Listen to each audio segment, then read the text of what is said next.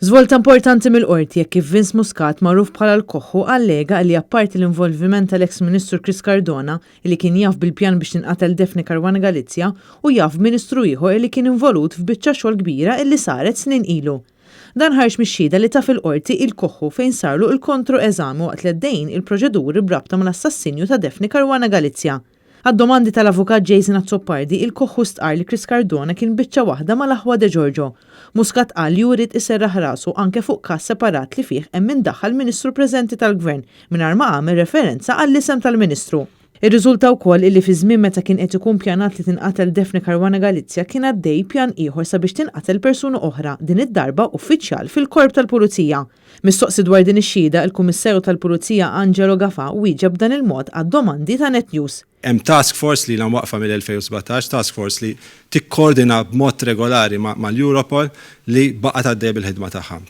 Għallu nista' nassigurak anke mir-rapportaġġ li ħarġu fl-aħħar jiem li l-Pulizija baqgħet għaddejja b'investigazzjonijiet intensivi kemm brabta mal-omiċidju kif ukoll brabta ma' investigazzjonijiet oħra relatati mal-istess omiċidju. Taħt ġurament Vince Muscat qal li l-qtil ta' Caruana Galizia kien ilu jiġi ippjanat sa mill-2014 iżda dan kellu jiġi pospost minħabba l-elezzjoni bikrija tal-2017. Mistoqsi raġuni għal Daphne Caruana Galizia kellha tinqatel, il-Koħħu qal il-pjan tħejja minħabba li kienet se tippubblika informazzjoni delikata.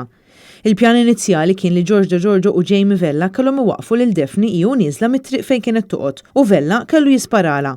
Muscat qal li f'Settembru tal-2017 u l-aħwa de Giorgio akkwistaw il-bomba li Jamie Vella u Robert Aġus kienu ġabu minn Sqallija. Il-bomba ngħatat lilhom fit-tinda tal-patata fil-Marsa. U qal li din ma kienx l-ewwel darba li Vella u Aġus taw materjal splussiv lill-aħwa de Giorgio.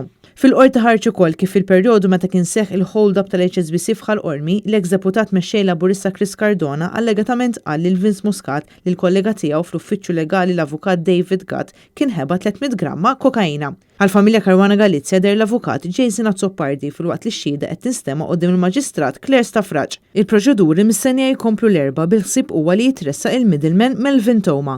Għalkemm l-aħwa de Giorgio qed tiġġuzzjonaw li jixed Toma qabel jiġu preżentati ir-recordings kollha illi għandu l-middleman.